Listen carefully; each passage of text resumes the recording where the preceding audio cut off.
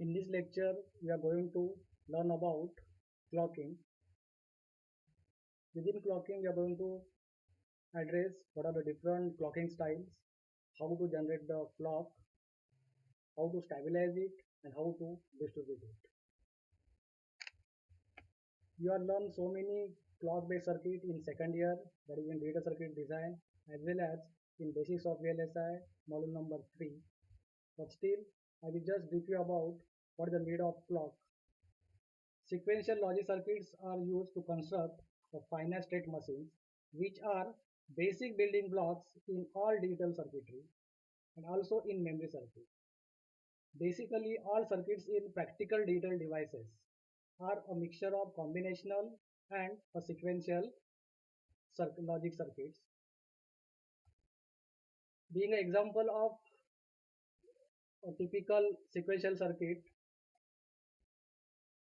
we generally come across many counters in our daily life to count the number of objects.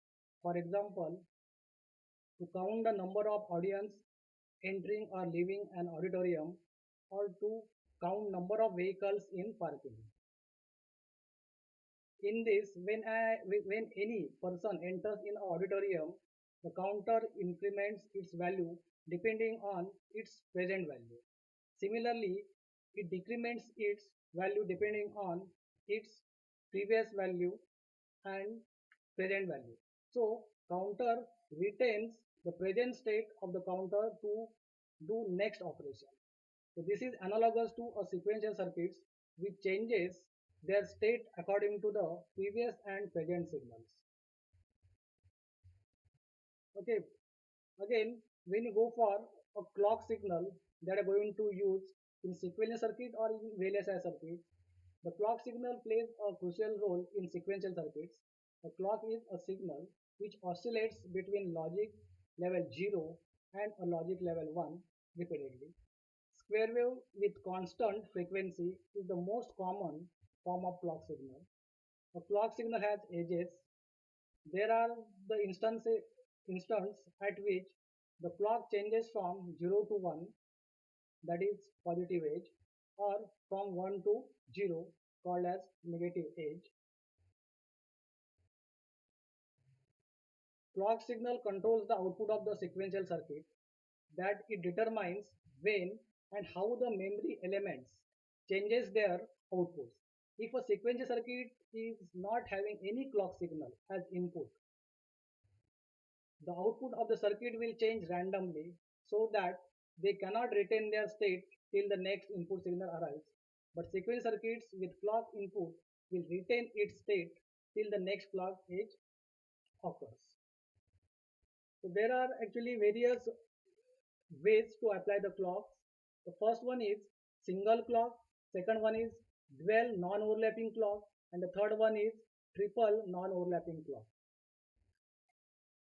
So in this slide, you can observe that I have displayed in the upper pane ideal clocking signal. In that, you can observe the clock signal will rise from logic 0 to logic 1 within a 0 time, or you can say that very fast manner, or you can say that having a 0 rise time and fall time. Whereas we go for a non-ideal clocking signal, we'll find that when the clock signal rise from low to high, it's having the finite slope, in the sense it's having the finite rise time. Similarly, when the clock signal falls from logic high to logic low, again it's having the slope, it not happens within 0 time. So that slope is corresponding to a fall time.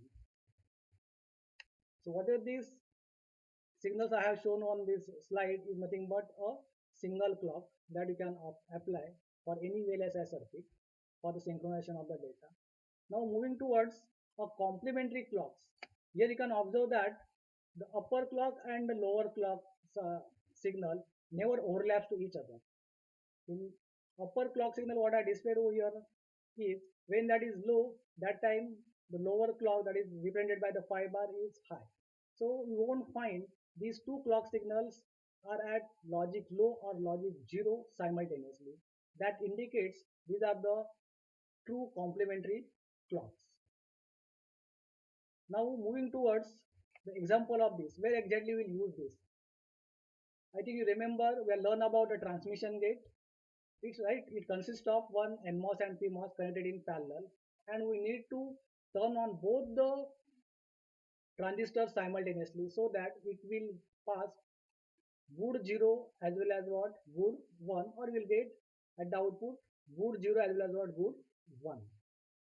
So here you need to apply a complementary signal, that is phi and what phi bar, and that are truly what non-overlapping.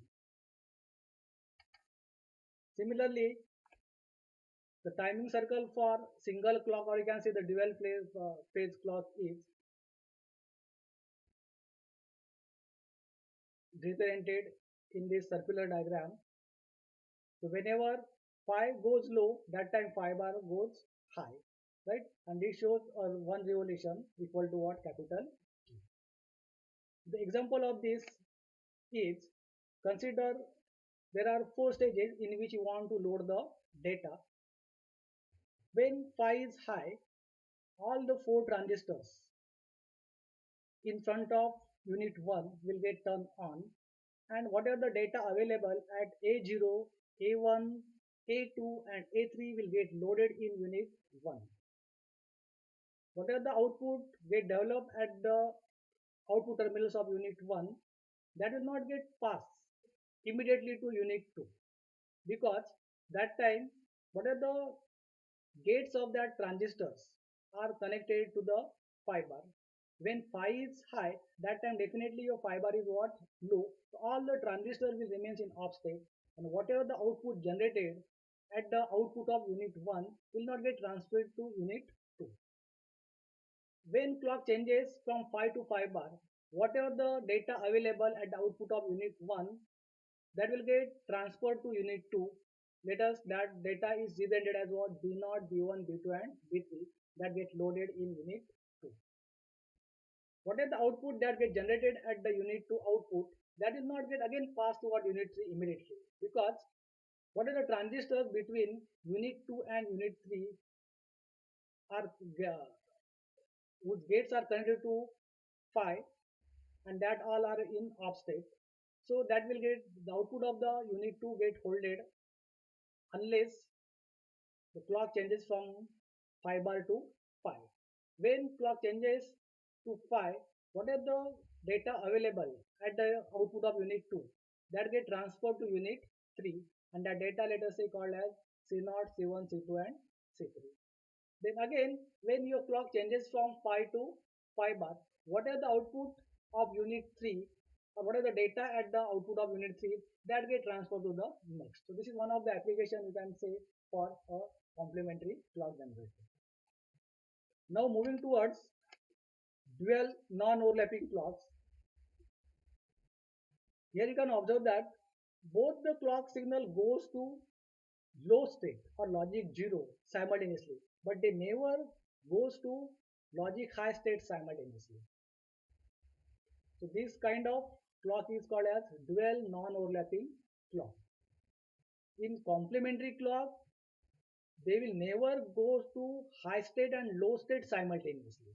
Whereas in case of dual non-overlapping clocks, they never goes to high state or logic high simultaneously. And the timing circuit for this clock is shown over here. When phi 1 goes low, that time phi 2 goes high. Next one is triple non-overlapping clock signal.